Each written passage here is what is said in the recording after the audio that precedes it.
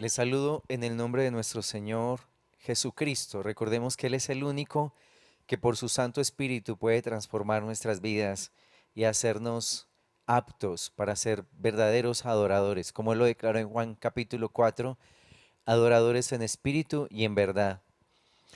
Hemos estado hablando acerca de la importancia de que se levante un liderazgo que sea fiel con el Señor, un liderazgo que pueda resolver cada uno de sus asuntos delante de Dios. Es muy importante que nuestras vidas sean transformadas, que nuestro corazón sea afirmado, que áreas difíciles en nuestras vidas, situaciones de pecado, diferencias con la palabra, diferencias en medio de la gente, sean resueltas en el corazón para que el Señor pueda seguir haciendo esa obra en cada uno de nosotros y no encontremos tropezadero en nuestro camino. Qué importante es ser formado por Dios, dejarnos adiestrar por Él para llevar a cabo sus planes, sus propósitos.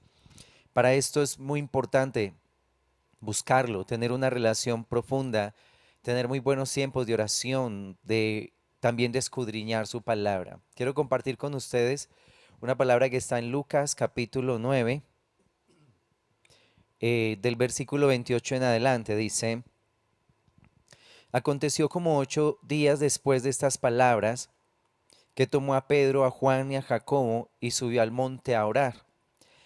Y entre tanto que oraba, la apariencia de su rostro se hizo otra, y su vestido blanco y resplandeciente. Y aquí dos varones que hablaban con él, los cuales eran Moisés y Elías, quienes aparecieron rodeados de gloria y hablaban de su partida, que iba Jesús a cumplir en Jerusalén. Y Pedro y los que con él estaban, rendidos de sueño, mas permaneciendo despiertos, vieron la gloria de Jesús y a los dos varones que estaban con él. Y sucedió que apartándose ellos de él, Pedro dijo a Jesús: Maestro, bueno es para nosotros que estemos aquí, y hagamos tres enramadas, una para ti, una para Moisés y una para Elías, no sabiendo lo que decía. Mientras él decía esto, vino una nube que los cubrió, y tuvieron temor al entrar en la nube. Y vino una voz desde la nube que decía: Este es mi Hijo amado, a él oíd. Y cuando cesó la voz, Jesús fue hallado solo, y ellos callaron, y por aquellos días no dijeron nada a nadie de lo que habían visto. Este fue un capítulo muy importante, muy especial en la vida de Jesús con los discípulos. Esta escena debió haberse presentado muchas veces entre el Señor, entre Jesús y el Padre, pero ahora Jesús les comparte a ellos como discípulos una porción de lo que él vivía a solas con el Padre. Y es muy importante esto que sucedió aquí. No, obvio, Jesús le enseñó a sus discípulos a orar, a buscar al Padre, pero esto era lo que debía suceder realmente en cada encuentro que una persona tiene con el Señor. Un, un encuentro sobrenatural, poderoso, donde la gloria de Dios resplandece en nuestros corazones y transforma cosas en medio de nuestras vidas. Cuando el Señor estaba orando, dice que su apariencia se hizo otra. Y cuando nosotros buscamos a Dios con sinceridad, con respeto, con dedicación y con un deseo profundo de que Él haga cosas grandes y poderosas en nuestras vidas, realmente la apariencia nuestra va a ser diferente. No solamente, no estoy hablando solo en lo físico, sino que estoy hablando de una apariencia distinta a nuestro ser interior. Nuestro ser interior va a ser transformado verdaderamente por la presencia del Señor. Un caso que nosotros vemos en la palabra es el caso de Ana, la madre de Samuel. Ellos como familia tenían inconvenientes, como todas las familias los tenemos. El Cana, que era la cabeza del hogar, tenía dos esposas, Ana, Penina. Penina tenía hijos, Ana no los podía tener. Pero esa familia realmente no era una familia feliz. Era una familia que aunque cada día o cada año o en las festividades iban al templo para celebrar, volvían a su casa en profunda amargura. Siempre volvían en profunda amargura. Ana porque no podía concebir hijos. Penina porque los tenía pero no contaba con el amor de su esposo. Y el Cana porque amaba a Ana y la veía infeliz al ser ella estéril, ella era infeliz y entonces él se contristaba por esto. Vemos tres personajes allí que ninguno de los tres podía disfrutar realmente de Dios. Y ahí estaban involucrados los hijos de Penina, que también hacían parte de toda esa deshonra, de humillación que Penina traía a Ana, porque ella era estéril y no podía concebir. Dice que un día Ana va al templo y oraba largamente delante del Señor. Seguramente las ocasiones pasadas no lo hizo de esa manera porque no lo especifica, pero en el capítulo 1 de Primera de Samuel declara, mientras ella oraba largamente delante de Jehová, Elí estaba observando la boca de ella, pero Ana hablaba en su corazón y solamente se movían sus labios y su voz no se oía, y Elí la tuvo por ebria. Entonces le dijo Elí, ¿hasta cuándo estarás ebria? Digiere tu vino. Y Ana le respondió diciendo, no, Señor mío, yo soy una mujer atribulada de espíritu. No he bebido vino ni sidra, sino que he derramado mi alma delante de Jehová. No tengas a tu sierva por una mujer impía, porque por la magnitud de mis congojas y de mi aflicción he hablado hasta ahora. Elí respondió y dijo, ve en paz, y el Dios de Israel te otorgue la petición que le has hecho. Y ella dijo, halle tu sierva gracia delante de tus ojos. Y se fue la mujer por su camino y comió, y no estuvo más triste. Y levantándose de mañana, adoraron delante de Jehová, y volvieron y fueron a su casa en Ramá. Y Elcana se llegó a Ana su mujer, y Jehová se acordó de ella. Vemos una mujer que durante muchos años había ido al templo y regresaba a su casa en gran amargura. En esta ocasión ella toma la decisión de orar abundantemente. Dice ella, con amargura de alma oró a Jehová y lloró abundantemente, ahí en el versículo 10. Cuando ella toma esa decisión de buscar a Dios de todo corazón, de una manera sincera, obtuvo la bendición del sacerdote. El sacerdote en el Antiguo Testamento era esa figura que mediaba entre el hombre y Dios. Ella en este momento está obteniendo una palabra de bendición de parte de él. Y dice que ella asumió eso como su gran bendición. Ella se apropió de esa palabra que el sacerdote le declara y le dice al sacerdote, halle gracia delante de tus ojos. O sea, que esta palabra se cumpla sobre mi vida. Pero no solamente asumió esa palabra para ella, sino que toma una decisión. Dice que ahora comió y no estuvo más triste.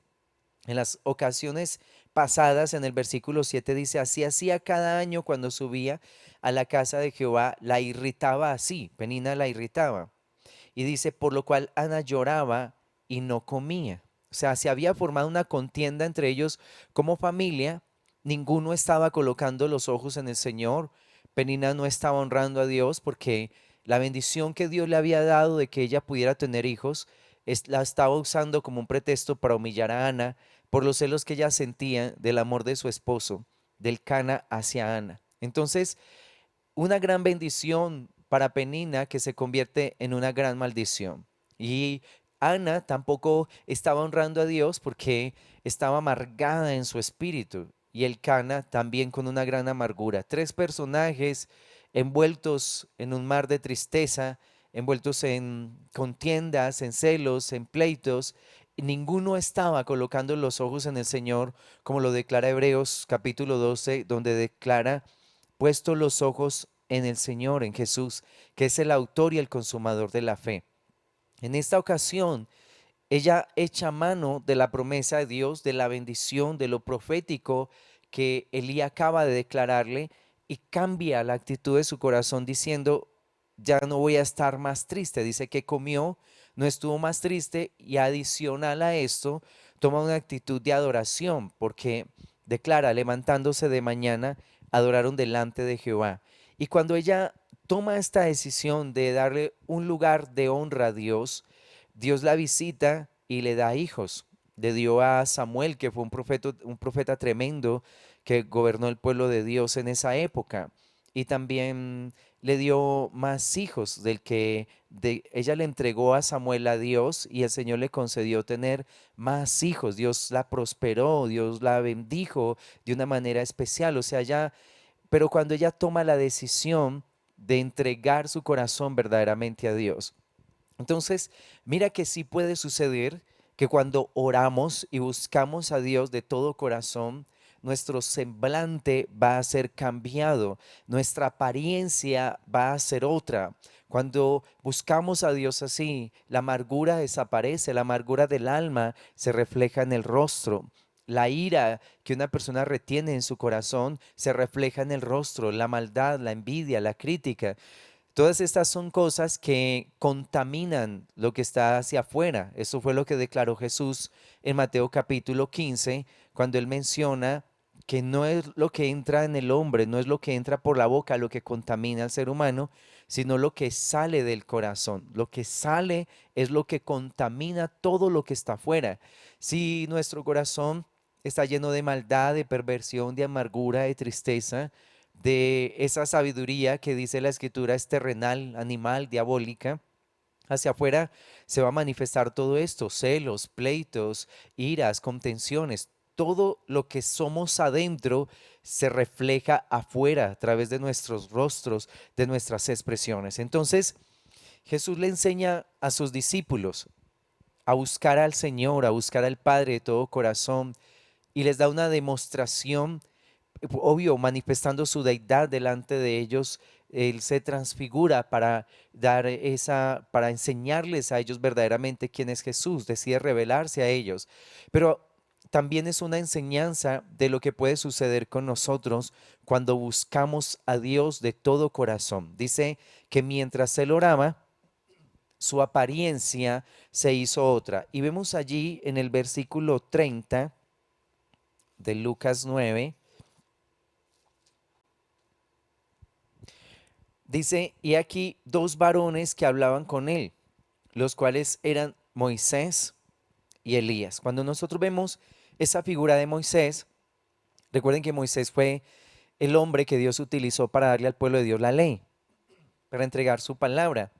Y Elías fue un profeta tremendo de Dios que los que el escenario más fuerte en el que se presentó Elías fue en el tiempo de Acab, que había un nivel muy alto de deshonra a Dios, de brujería, hechicería. Su esposa Jezabel había contaminado el país con sangre inocente y con sus hechicerías y todas sus maldades. Y Elías se levanta como un profeta que los exhortó declarándoles: ¿hasta cuándo ustedes van a claudicar entre dos pensamientos? O sea, un hombre que tuvo una confrontación al pueblo de Israel, le trajo una confrontación tremenda para que ellos se pudieran volver a Dios de todo corazón. Trajo un mover de arrepentimiento o de asombro que hizo que ellos se pudieran reconocer que solamente había un Dios y era el Dios de los cielos. Entonces, Moisés representa la palabra de Dios, la ley. Elías representa ese mover profético, la profecía del Señor.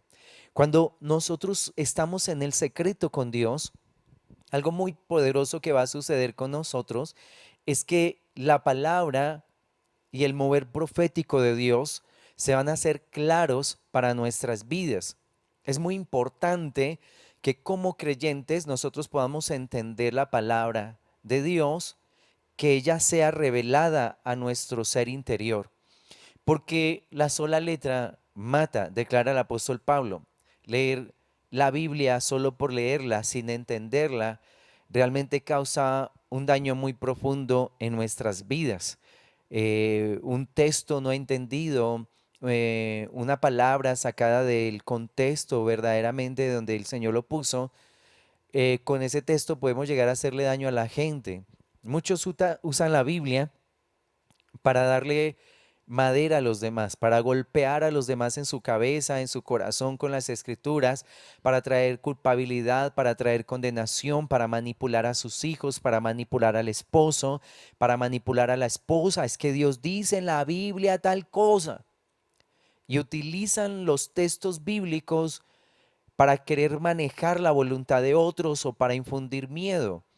Pero no es el propósito con el cual Dios nos da la escritura. La escritura fue dada para darnos enseñanza, instrucción, para darnos crecimiento, para hacernos sabios, para hacernos entendidos, para darnos inteligencia espiritual.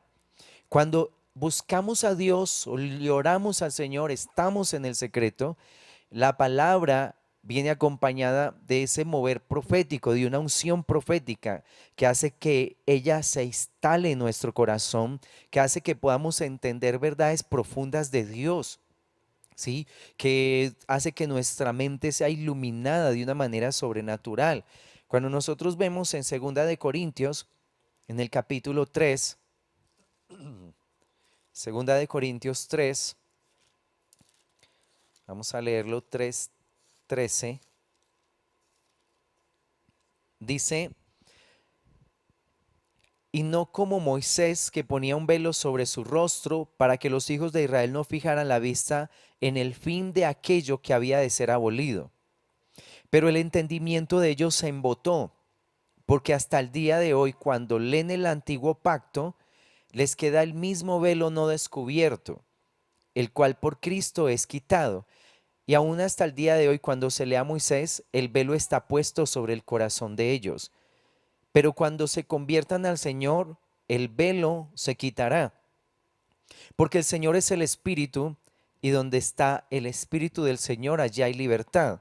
Por tanto, nosotros todos mirando a cara descubierta como en un espejo la gloria del Señor, somos transformados de gloria en gloria en la misma imagen como por el Espíritu del Señor. Mira, esto es lo tremendo. Dice que el entendimiento de ellos se embotó. O sea que muchas personas pueden ir a la escritura o nos puede pasar a todos que no la entendemos, que nuestro entendimiento está embotado. Y mientras el ser humano no entienda la palabra de Dios, su ser interior no va a ser transformado, no va a ser cambiado. La Biblia, si no se entiende, ella no produce nada en nosotros. O bueno, sí, muerte, porque eso es lo que declara Pablo, dice que la letra mata. Entonces, qué importante es que nosotros entendamos lo que estamos leyendo. En un evento que hay en Hechos de los Apóstoles, Dios le habla a Felipe diciendo que se fuera hacia el camino que conduce al desierto, es aquel que va hacia Gaza. Y él obedece allí en Hechos y ya estando en el desierto, él ve una carroza, el Señor le dice, acércate a esa carroza. Y allá hay un eunuco que había venido a celebrar fiesta en Jerusalén, había venido a adorar a Dios. Y está leyendo en voz alta al profeta Isaías, específicamente el capítulo 53. Y Felipe se le acerca al eunuco y le dice, pero tú entiendes lo que lees, estás entendiendo lo que lees. Y el eunuco le declara, ¿y cómo voy a entender si no hay alguien que me explique? O sea, que Felipe le dice, tienes que entender lo que estás leyendo, porque si no entiendes, no hay transformación, no hay cambios, no hay absolutamente nada. Es lo que Jesús le dice a Nicodemo. Tú tienes que arrepentirte, tienes que nacer de nuevo para poder ver, solo para ver. Pero tienes que nacer del agua y del espíritu, la palabra y el espíritu de Dios para poder entrar en el reino. O sea, es necesario entender las escrituras. No, la Biblia no es solo para que yo se la enseñe a otros o para que yo exhorte a otros o regañe a otros. No, la Biblia está diseñada para que ella ministre. Las palabras de Dios fueron dadas para que ministren mi ser interior y produzcan cambios sobrenaturales, para que mi entendimiento sea renovado. Entonces, dice que el entendimiento de ellos se embotó, pero cuando se conviertan al Señor, el velo se quitará. O sea, cuando hay un verdadero arrepentimiento, el Señor me muestra sus caminos, es lo que Él declara.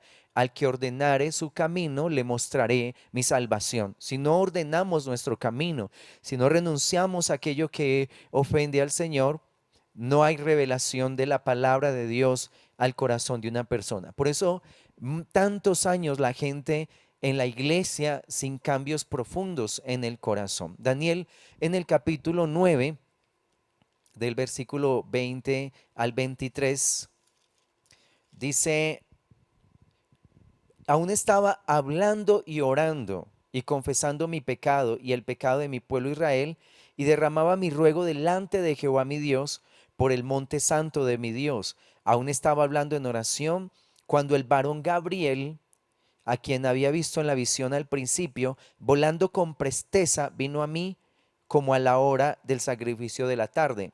Y me hizo entender y habló conmigo diciendo, Daniel, ahora he salido para darte sabiduría y para darte entendimiento. Entonces, mira que él no estaba distraído. Daniel no estaba chateando, no estaba en el WhatsApp, Daniel no estaba con su celular, Daniel estaba orando, hablando con el Señor, buscándole de todo corazón. Y dice que el Señor envió a un ángel, a Gabriel, un ángel que parece tener mucha autoridad, se le ha delegado mucho poder. Menciona mucho a Gabriel y menciona también a Miguel. Son como los dos nombres de ángeles que aparecen en la Biblia. A pesar de que son millones de millones, la Biblia hace referencia a estos dos. Pero el Señor envió a uno de sus ángeles de confianza, a uno de los principales, para traerle revelación y entendimiento a Daniel, explicándole la visión que él había tenido, para explicarle lo que habría de venir a futuro. Entonces mira que cuando oramos, número uno, nuestra apariencia se hace otra, pero número dos, la palabra y lo profético se amalgaman, hacen unidad, de manera que pueden provocar grandes transformaciones en nuestro ser interior. En el versículo 22, Gabriel dice, le hizo entender, le dio sabiduría y entendimiento. Hay personas que leen la Biblia, pero la palabra de Dios como que les hace daño. Yo a veces he escuchado gente peleando con el Señor, sobre todo en el Antiguo Testamento, que por qué si Dios es tan bueno mandó a destruir a Amalek con sus mujeres, con sus niños de pecho. Entonces la gente, pero ¿por qué los niños de pecho, Señor? Y empiezan a pelear con el Señor por esta clase de cosas. Hay mujeres que les disgusta que se diga que en su periodo menstrual estaban inmundas. Entonces, ¿qué? Yo soy una inmunda. Pues empiezan a pelear con el Señor porque ellas están metidas o ellos están metidos en la letra. Ellos no están con lo profético, solo letra. Y la letra los está matando. En cambio, en esa visión que tienen los apóstoles con Jesús, vieron a Elías, y vieron a Moisés, pero también vieron a Elías. O sea, es una combinación, es la letra, es la palabra, pero juntado de un ambiente profético para que yo lo pueda entender. Porque una persona que no entiende la Biblia se convierte en un tropezadero para ella y nunca va a crecer. Es impresionante ver esto en la gente y hasta doloroso. En algunas ocasiones he atendido personas hace años que luchaban con el hecho de que por qué el Señor en el Antiguo Testamento permitió tantas guerras y que por qué tanta sangre y dolidas con esto, con el Señor. Y pasa 1, 2, 3, 4, 5, 6 años y le dicen, necesito hablar con usted. Yo quiero que usted me explique por qué el Señor derramó tanta sangre en el Antiguo Testamento. Y uno dice, pero si de esto hablamos hace 5 años y le dedicamos 2 y 3 horas a hablar de este tema, esto supuestamente quedó claro. Y vuelven y repiten ese círculo de maldad que no les permite confiar en el Señor y finalmente terminan en unas grandes distancias con Dios. Su alma entra en amargura y son personas que pueden estar muy propensas a caer en el ocultismo, pueden terminar adorando al diablo, a sus ángeles, pueden terminar en falsas doctrinas, en herejías, en cosas herejes, absurdas, en grandes pecados sexuales por no haber conciliado con el Señor y por no haber entendido la palabra. Solo se encontraron con la letra, pero no se encontraron con la revelación. Por eso es necesario estos tiempos de oración. Es necesario preguntarle a Dios y quedarse allí hasta oír. No seamos como Pilato, que tiene una conversación profunda con Jesús y justo en el momento cumbre, en el momento clave, donde Pilato hubiera podido alcanzar salvación, hubiera podido tener grande revelación del Señor, salió. Cuando él le pregunta a Jesús, ¿y qué es la verdad? No esperó la respuesta. Salió para encontrarse con un pueblo rebelde, un pueblo que estaba enfurecido pidiendo la muerte de Jesús. Entonces dice, ¿qué es la verdad? Y salió, no esperó una respuesta. Nosotros debemos preguntar, pero permanecer en el secreto hasta que escuchemos con claridad qué es lo que Dios nos está revelando. Los discípulos vieron a Elías, pero también vieron a Moisés, perdón, pero también vieron a Elías. La ley y lo profético se juntaron y formaron algo poderoso, sobrenatural en el corazón de estos discípulos. Nunca abandones tu puesto del secreto, este es tu lugar secreto, hasta que Dios no haya traído revelación sobre tu alma. ¿Qué más pasó allí en el versículo? Miremos Lucas nuevamente, 9, del versículo 31 al 32 dice, quienes aparecieron rodeados de gloria y hablaban de su partida, que iba Jesús a cumplir en Jerusalén. Y Pedro y los que estaban con él estaban rendidos de sueños, mas permaneciendo despiertos, vieron la gloria de Jesús y a los dos varones que estaban con él. Cuando dice acá, aparecieron rodeados de gloria, quienes aparecieron rodeados de gloria. En esos tiempos de búsqueda de Dios, va a haber una atmósfera muy hermosa, es lo que declara aquí, es una atmósfera de gloria que nos rodea y esa atmósfera es totalmente necesaria para que nuestro ser interior se alimente. El Salmo 23, cuando habla acerca de nuestro pastor, dice que Él nos lleva a lugares de delicados pastos, nos lleva junto a aguas de reposo. Dice, conforta nuestras almas, cosas que son totalmente necesarias para nosotros. Esos pastos es un conocimiento profundo del Señor, es el alimento espiritual que nosotros necesitamos. Es aquello que fortalece mi ser interior en el conocimiento del Padre y en el conocimiento de su Hijo. Y las aguas, recuerda que las aguas en la palabra representan las escrituras y también el poder que tiene el Espíritu Santo para limpiar. Cuando el profeta Ezequiel habla de aguas, en el capítulo 36, menciona que el Señor rociaría aguas limpias sobre nuestros corazones y que los purificaría de todas las impurezas.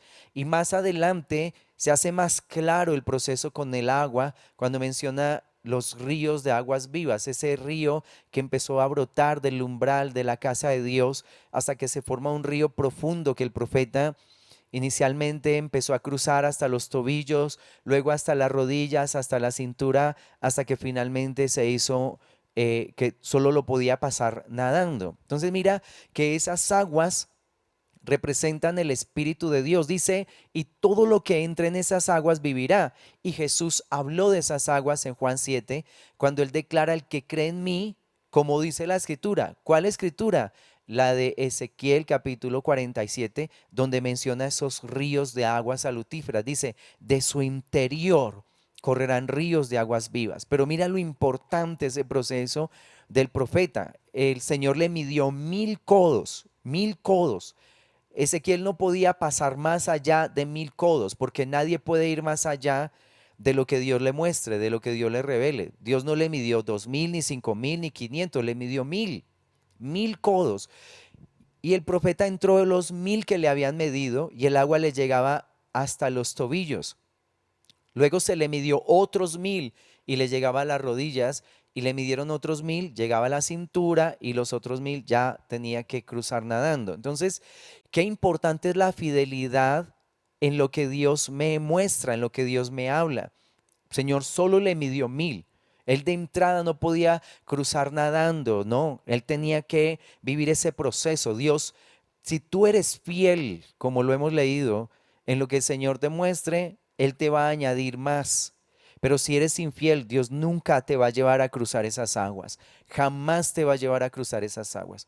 Si Dios le habla a una persona, mira, deja esta relación sentimental que te está haciendo daño, pero la persona no deja nada, Dios no le va a mostrar más. Hasta ahí va a llegar esa persona. Si Dios le dice a unos hijos, mira, pídele perdón a tus padres, honra a tus padres. Y la persona dice, uy, tenaz, bueno, recorramos estos primeros 1000. Y si lo hace con fidelidad, el Señor lo lleva más profundo y más profundo. Pero si no hay obediencia, si no hay fidelidad al mandato de Dios, a la encomienda del Señor, jamás vamos a tener las aguas hasta los lomos. Jamás vamos a pasar ese río nadando, y jamás vamos a tener revelación del resto de cosas que el profeta vio. Porque después de que él cruzó, el Señor ya le empezó a mostrar árboles, peces, redes, pescadores, todo lo que tiene que ver con el reino, todo el ambiente que está preparado por el Padre para que se pueda recoger la gran cosecha. Entonces, todo lo demás se hace infructífero o no voy a poder llevar a cabo nada de lo que Dios haya trazado para mi vida si no cruzo los primeros 1000 codos hasta los tobillos, si no hago lo básico que el Señor me encomienda, que es honrar a mis padres, perdonar, renunciar a los pecados sexuales, dejar la idolatría, ser fiel aún con mis finanzas en el Señor. Nunca voy a ver el crecimiento de un ministerio. Nunca voy a ver gente salvarse a través de mi vida. Nunca el Señor, me refiero a que yo sea un instrumento de salvación para otros por medio del Señor. Nunca voy a ver eso. Voy a ser una persona totalmente árida, seca, que no voy a dar fruto para el Señor. Entonces, mira, este ambiente de gloria es muy importante. Es el que llena mi necesidad, es el que suple toda mi necesidad, se lleva la ansiedad, me trae paz, me trae reposo. Me lleva a conocer al Señor, me lleva a disfrutar de ese banquete que declara el Salmo 23, que aún en medio de mis enemigos, el Señor prepara un gran banquete para mi vida, me conforta, o sea, me da fuerzas cuando las he perdido en estas batallas espirituales. El Señor hace cosas maravillosas en medio de estos ambientes de gloria. Son totalmente necesarias. Segundo de Corintios, en el capítulo 12, segunda de Corintios 12 del versículo 1 en adelante dice, segunda de Corintios 12, del 1 al 4 dice, ciertamente no me conviene gloriarme, pero vendré a las visiones y a las revelaciones del Señor. Conozco a un hombre en Cristo que hace 14 años, si en el cuerpo no lo sé, si fuera del cuerpo no lo sé, Dios lo sabe, fue arrebatado hasta el tercer cielo. Y conozco al tal hombre, si en el cuerpo o fuera del cuerpo no lo sé, Dios lo sabe, que fue arrebatado al paraíso, donde oyó palabras inefables que no le es dado al hombre expresar. Un ambiente de gloria. Estos son los ambientes de gloria que aunque estemos aquí en la tierra, el reino de los cielos viene sobre nosotros de una manera tan impresionante que tiene la capacidad de como de atraer nuestras almas, de fascinar nuestro corazón, de manera que no nos quedan deseos de volver atrás, siempre de ir adelante. Es necesario que en nuestras oraciones estos ambientes de gloria se den. Tal vez no se dan todo el tiempo, no, realmente no es que se den todo el tiempo, pero deberíamos procurarlos con mucha frecuencia nosotros. Y solo son posibles cuando tú cruzas el umbral, cuando tú vas más allá en tu oración, cuando te esfuerzas un poco más, el Señor empieza a traer estos ambientes donde cosas muy poderosas son reveladas. En Hechos, en el capítulo 10, cuando Pedro está allí en Azoto, sube a la azotea a orar, dice que mientras estaba orando, el Señor descendió, trajo un lienzo que descendió del cielo, donde empezó a mostrarle animales impuros y le dice, mata y come. Pero le dice, nunca he comido una cosa impura. Y el Señor le aclara, no llames impuro o inmundo lo que yo he santificado. Entonces, una revelación que viene a Pedro acerca del pueblo gentil, de cómo el Señor tiene salvación para los gentiles, que le vino en el tiempo de la oración. Dice que estaba orando en esa azotea hasta que el Señor trajo esa revelación sobre su vida. Entonces, son ambientes de gloria donde el Señor aclara mi mente, aclara mi alma, donde se lleva toda perturbación. Siempre cada decisión que vayas a tomar, que sean decisiones muy importantes como el cambio de ciudad, el cambio de trabajo, ministerio, decisiones, deben estar acompañados de esta atmósfera, porque esta atmósfera de gloria me impide cometer errores, me lleva a tomar decisiones acertadas, a hacer lo que conviene para todos, para todos. Todo va a salir bien siempre y cuando hagamos las cosas a la manera del Señor. Este ambiente es muy importante. Yo me edifico bastante a través de predicadores, de ministerios, de adoradores que imparten este ambiente. Mira, uno escucha alabanzas, alabanzas que lo motivan a uno como a moverse, como un bailecito ahí, saltemos, gritemos, no sé, como que alegrémonos. Pero hay otros moveres de adoración que me despiertan, no esta carnita, sino que me despiertan mi ser interior. Me despiertan por dentro. Aún mientras escuchamos esos grupos de adoración, podremos llegar a tener visiones o revelación de las palabras. Las escrituras empiezan a fluir en la mente. Son grupos que me invitan como al respeto, a la adoración al Señor, a tener sujeción a Él. Me traen claridad, me invitan a ejercer un ministerio. Son esos grupos que realmente han aprendido a traer ese ambiente de gloria sobre sus vidas. Y no solamente pues la parte de la adoración, sino también un predicador, cualquier persona que comparta, que viene de estar en este ambiente de gloria, va a impartir bendición sobre nuestro ser interior. Entonces, qué tremendo es esto. Busquemos estos ambientes de gloria, nosotros los que enseñamos, los que adoran, los músicos, todo.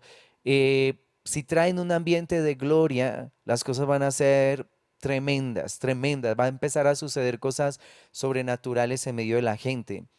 Cuando nuestra congregación empieza, estábamos, teníamos un grupo muy pequeño de personas que necesitábamos ponernos al frente de todo, de los niños, de la alabanza, de todo.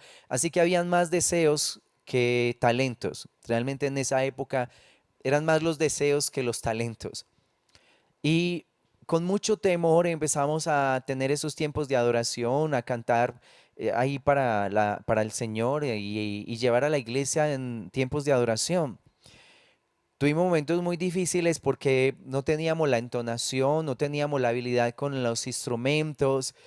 Algún hermano de esos que el Señor usa para probarle a uno el corazón, en alguna ocasión se acerca y nos dice, Luis Enrique, ¿le puedo decir una cosa? Ustedes cantan horrible, ustedes cantan horrible. ¿Sí? Y la gente se está yendo de la iglesia por culpa de ustedes. Sentía uno dolor de todo lo que le expresaban, pero nosotros llegábamos muy temprano en la mañana ese domingo o ese miércoles para que el Señor nos visitara mientras lo adorábamos. Y le reconocíamos, Señor, no hay quien más haga esto. Realmente lo vamos a hacer y lo hacemos con cariño, pero tú sabes que no tenemos el talento que se necesita. Y habían unas atmósferas que se desataban en esos lugares tan impresionantes que algunas personas mientras adorábamos fueron sanadas de cáncer. Algunos caían al piso y empezaban a ser liberados, personas empezaban a vomitar esas opresiones demoníacas que ellos tenían. La gente empezaba a tener visiones, cosas con el Señor espectaculares. No teníamos el talento y por supuesto no estoy invitando a nadie que se ponga al frente sin talento, lo tienen que tener a nosotros porque realmente no había quien más lo hiciera. Pero qué hermoso es cuando combinamos el talento con la atmósfera de gloria, porque talento sin gloria es como una canción del mundo, es cualquier canción, solamente va a estimular la carne, solo nos invita a brincar, a gritar, a silbar, de pronto a aplaudir, pero en las emociones, sin realmente sentir que estamos adorando con profundidad al Señor. Entonces, qué hermoso es exponerse ante estos grupos hermosos que han cultivado esa oración, que han cultivado sus tiempos con el Señor, que han estado allí y que como que nos estimulan, que nos despiertan espiritualmente. Ellos imparten sobre nosotros. Y una cosa importante que menciona es que ellos vencieron el sueño. Dice allí que estaban vencidos del sueño, pero permaneciendo despiertos. O sea que hay una decisión de un esfuerzo personal para estar con el Señor. Cuando tú estás orando, cosas maravillosas no van a suceder en el primer minuto. Es muy rara la vez que eso pase. Normalmente hay un esfuerzo para entrar. porque la carne no quiere orar. Recuerda lo que declara el apóstol Pablo, que él con su mente honra a Dios, pero hay una ley en su carne, en su cuerpo, que se revela contra las cosas de Dios. No es fácil orar, realmente no es fácil entrar en esos tiempos de comunión. Uno empieza a sentir sueño, empieza a bostezar, tú ves, la gente está hablando de fútbol, habla de cosas, y permanece horas hablando de todo eso y nunca bosteza. Jamás, ¿no? Ni le da por bostezar, no le da hambre. Pero cuando decimos, bueno, vamos a orar, y vamos a orar, todo el mundo, tremenda boca, como boca de hipopótamo ahí, pues que tú ves que la abren, que parece, la abren como a 90, a 180 grados, abren la boca esos hipopótamos. Así son muchos creyentes que cuando van a orar, abren boca de hipopótamo. Estamos hablando de cualquier tontería, nadie bosteza, pero cuando vamos a orar, todos bostezando. Y el sueño. Hablan de tonterías, no, despiertos, pero apenas decimos vamos a orar, parece que se apagará el switch. Entonces, no es sencillo, es que hay una violencia, hay una guerra espiritual, hay algo tremendo que está sucediendo cuando estamos buscando al Señor. Estamos al borde de ver cosas sobrenaturales si lo hacemos de todo corazón. Así que, por supuesto que hay oposición para esos tiempos a solas con Dios. Por eso cuando estés orando, si sientes sueño, tómate un café si es necesario, lávate el rostro con agua fría, mantente alerta, camina de un lugar para otro para que no te vayas a dormir. Tienes que estar avivado en ese momento, mantente despierto, porque si no te mantienes despierto, no vas a ver la gloria de Dios. No vas a ver la gloria de Dios. No te dejes adormecer y cuando te levantes en la mañana, no acostumbres a orar con la cobijita aquí puesta hasta la naricita, que solo se te ven los ojitos ahí, todo arrunchadito, porque ese ambiente es muy propicio para simplemente dormir y tener pesadillas. Que voy a orar aquí con la cobijita aquí hasta la naricita, y no se le ven sino los ojitos. Mejor dicho, ese ni lo conocen en el cielo porque casi siempre se queda dormido. Entonces, levántate, despiértate. La escritura declara, despiértate tú que duermes, levántate de entre los muertos y te alumbrará Cristo. Si no mantienes tu mente abierta, tu corazón despierto para el Señor, espiritualmente nunca vas a llegar a ser alguien en el Señor. Y en el mundo natural, nada va a salir bien para ti. Nada va a salir bien para ti. Hay gente que quiere ser prosperada, quiere salir adelante, tiene sueños, tiene metas, pero jamás busca al Señor. Nunca se van a cumplir esos planes. Jamás se van a cumplir. Debe ser diligente en la búsqueda de Dios. Ellos permaneciendo despiertos vieron la gloria del Señor. Y allí en el versículo 34 dice, mientras él decía esto, vino una nube que los cubrió y tuvieron temor al entrar en la nube. Y vino una voz desde la nube que decía, este es mi hijo amado, a él oíd. Algo que sucedió en este momento de encuentro con Dios, de ese momento de gloria, es que ellos escucharon al Padre, tuvieron revelación acerca del Hijo. Imagínate esto, escucharon la voz del Padre que les aclaró quién es Jesús. Y recuerda lo que declara la escritura en Juan 14:6. Jesús declaró diciendo, yo soy el camino y la verdad y la vida. Nadie va al Padre si no es por mí. Pero en Juan 6:44, Jesús declara que nadie, ninguno puede venir a mí si el Padre que me envió no le atrajere. O sea, yo tengo que oír al Padre conduciéndome a Jesús. Y tengo que mirar a Jesús para que Él me pueda llevar hasta el corazón de mi Padre. Tremendo esto, tremendo. Es increíble los que niegan al Padre y al Hijo, que dicen que es uno solo. Uno dice, se les embotó el entendimiento porque leen los textos y no los pueden comprender. No pueden entender que nadie se puede acercar al Padre si no es a través de Jesucristo, pero que nadie puede tener un encuentro con Jesús si el Padre no le ilumina su entendimiento, si el Padre no le ilumina el corazón. Entonces, mira esto, escucharon al Padre hablando de Jesús y le dijo, a él oíd. Y esto es lo que la Biblia menciona en Juan 17:3 como la vida eterna. Jesús declaró, y esta es la vida eterna, que te conozcan a ti, el único Dios verdadero, y a Jesucristo, a quien tú has enviado. Yo puedo empezar a vivir mi eternidad desde la tierra. La eternidad no es cuando ya me morí, ya entré en la eternidad. Yo tengo que empezar a cultivar mi eternidad desde acá. Parábolas como la que menciona Mateo, hablando acerca de las vírgenes. Dice, 5 prudentes, 5 insensatas. Las que estaban preparadas con sus lámparas encendidas y también tenían aceite de reserva. Mira, las 10 eran vírgenes, pero habían 5 que no habían conseguido aceite, nunca se preocuparon por tener aceite en abundancia. Y el aceite en la Biblia representa el Espíritu Santo de Dios, representa unción, representa poder. Así que cuando yo empiezo a cultivar mi eternidad, desde ya, ¿cuánto tú tienes del Espíritu? ¿Cuánto tú tienes del fruto del Espíritu? Porque si tienes al Espíritu Santo, también tienes que tener el fruto, porque no podemos decir que estamos llenos del Espíritu de Dios y que no amamos, que estamos llenos del Espíritu de Dios y que no hay gozo, que estamos llenos del Espíritu Santo, que no hay paz, que no hay bondad, misericordia, que no hay mansedumbre, que no hay dominio propio. ¿Ves? Es absurdo.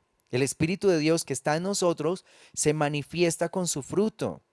Entonces, no podemos declarar que estamos llenos de Dios y de su Espíritu y que somos impacientes, iracundos, malgeniados, que le fregamos la vida a todo el mundo, que criticamos, murmuramos, pero que voy para mi eternidad. No, porque mira que las 5 insensatas no tenían aceite.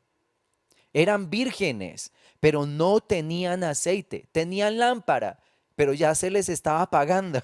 Tremendo esto. Eran vírgenes, no entraron, no entraron. Es que realmente el Señor no quiere gente simplemente seguidora de una religión. Dios está buscando gente transformada por su Espíritu Santo. Para eso vino Jesús, murió en la cruz. Para eso nos entregó salvación, para eso nos abrió el paso al Padre, para que nuestras vidas sean como las del Hijo, como la vida de Cristo Jesús. Entonces, si tú ves que el fruto del Espíritu no se está manifestando, pues cuestiónate si es que tal vez no tienes el Espíritu. Porque si lo tienes, se tiene que manifestar el aroma de Cristo en tu vida. Amor, gozo, paz, paciencia, benignidad, bondad, fe, mansedumbre y templanza. Si no tienes eso, entonces tal vez no tienes el Espíritu. Tremendo eso. Perdóname que te lo diga así. Pero si eso no está en tu vida, tal vez no tienes el Espíritu. Porque como uno se va a bañar en loción, se echa perfume y que no va a oler a nada. Entonces, ¿qué fue lo que se echó? Es que si uno se baña en loción, huele, por donde pasa la gente siente el aroma. ¿Sí? Si tienes el Espíritu, por donde pasas, también se siente el aroma. ¿Ves? Entonces, preocúpate de esto. ¿Qué es lo que está pasando? ¿Qué es lo que está fallando en tu relación con el Señor? Que hay áreas que no cambian, que hay situaciones que no cambian, que siempre estás incomodando a las personas, que siempre estás criticando, que siempre estás murmurando, que siempre reaccionas con ira, que siempre estás en tu carne. Entonces, ¿qué necesitamos hacer? Bueno, busquemos a Dios hasta que esta atmósfera de gloria se manifieste. Dice, Jesús se transfiguró delante de ellos y ellos permaneciendo despiertos vieron la gloria de Jesús. Así que permanece despierto, busca al Señor de todo tu corazón para que escuches al Padre, para que tengas revelación del Hijo y realmente tu vida sea transformada. Mira que Daniel es un hombre de mucha oración. Y en esas oraciones Daniel vio cosas poderosas, sobrenaturales del Señor. Así que nosotros debemos buscar al Señor, no de cualquier manera. No busques a Dios solo por hacer un devocional. A ver, voy a hacer el devocional. Padre, gracias por todo. Gracias, gracias, gracias. Chao. Así no se recibe nada. Cuando tú vas a hacer devocionales te entras al secreto, cierras la puerta y oras a tu Padre que está en lo secreto. Dejas el celular afuera. No vas a dejar el celular ahí a ver qué te habla Dios a través del celular. Que- a ver qué mensaje me llegó de doña fulanita, de fulanito que me mandó el devocional. Ay, mira, qué lindo esto. No, no, no, qué hermosura. Dice, no, no, eso no sirve para nada, eso no transforma gente. No es lo que recibes en el celular, déjalo a un lado. Es lo que Dios te habla, es lo que tú escuchaste desde el cielo, no es lo que te mandaron en el celular. Porque Daniel no tenía celular, el profeta Isaías tampoco lo tenía. Hay mucha gente que dice es que las redes son muy importantes. Qué importante es los medios para conocer al Señor y dar a conocer el Evangelio. Y yo te digo, realmente no es importante. Porque Pedro da una predicación, se convirtieron 3,000, luego da otra predicación y se convirtieron 5,000. No tenía celular, no tenía Facebook, no tenía WhatsApp para mandarle el devocional a nadie. Y la gente llegaba por el Espíritu a congregarse, comían el pan, se compartían todas las cosas. Esa es la atmósfera de Dios. Realmente yo creo que soy un poquito achapado a la antigua, porque yo digo, solo necesitamos orar y la Biblia, no necesitamos nada más. No, es que es muy importante el celular porque ahí uno evangeliza, ahí uno evangeliza. Dice, el Señor evangelizó a Pablo y iba por el camino, lo derribó y le dijo, tú me eres un instrumento escogido, vamos. Y lo siguió, y lo siguió. Así funciona. ¿Ven? No, no podemos darle tanta importancia a lo que no la tiene. Realmente no. Solo necesitamos la Biblia y al Espíritu Santo de Dios y ser gente de comunión con Él. No necesitamos más. Realmente es así. Allí en Daniel 6, en el versículo 10 dice, cuando Daniel supo que el edicto había sido firmado, entró en su casa y abiertas las ventanas de su cámara que daban hacia Jerusalén, se arrodillaba 3 veces al día y oraba y daba gracias delante de su Dios como lo solía hacer antes, bajo amenaza de muerte, pero oraba 3 veces al día. Salmo 55 del versículo 16 al 17, el salmista declara, en cuanto a mí yo clamaré al Señor mañana, tarde y al mediodía. Dedicaba este hombre, David, tiempos para el Señor, para orar, para buscar su rostro.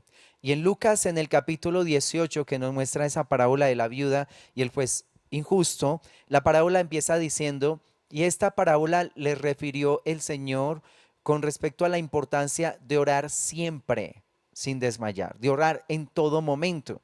Y dice, cuánto más el Padre responderá a aquellos que claman a Él de día y de noche, de día y de noche. Entonces, mira, pidámosle a Dios que nos ayude a tener tiempos de oración que transformen, porque imagínate gente que entra a orar a su cuarto y de pronto los niños están jugando en el comedor o no sé, ruidos en la casa y salen del súper secreto, del lugar más íntimo, de estar en la gloria con el Señor, a alegar con todo el mundo porque no lo dejan orar.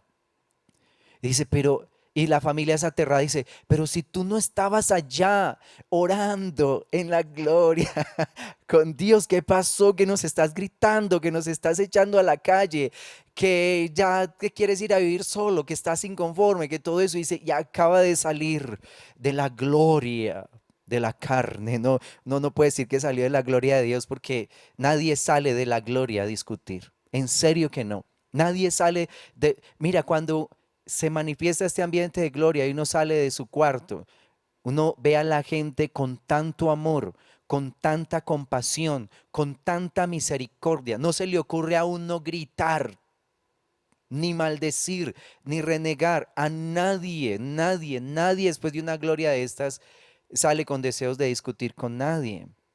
Entonces, por favor, evaluemos estos tiempos. Necesitamos que nuestra gente entre en otra cosa, entre en dimensiones diferentes con el Señor, que la vida sea cambiada, que nuestros corazones sean transformados, que el Señor nos dé visión, que la unción de Dios con la palabra se junten para que ella cambie, transforme nuestro ser interior, para que podamos ver familias alegres, familias transformadas, para que el Señor nos pueda dar esa provisión que necesitamos para bendecir nuestra tierra. O sea, que ese ambiente de gloria realmente nos impregne a todos para que seamos realmente transformados en nuestro ser interior.